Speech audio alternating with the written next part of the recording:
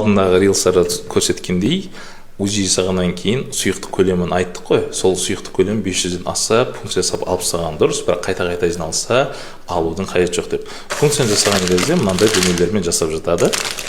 Ол бір реттік қана дүние. Ал егерде қайтадан жиналып, 5 күн сайын немесе 1 апта, 2 аптада қайта-қайта жиналып жатса, дренаждар қойған дұрыс болады.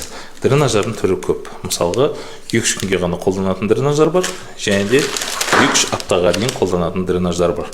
Ерекшелігі не десеңіз, жаңағы бұл гипоаллергендік, көп қабынбайтын, ұзақ уақытқа дейін төзе білетін дренаждар.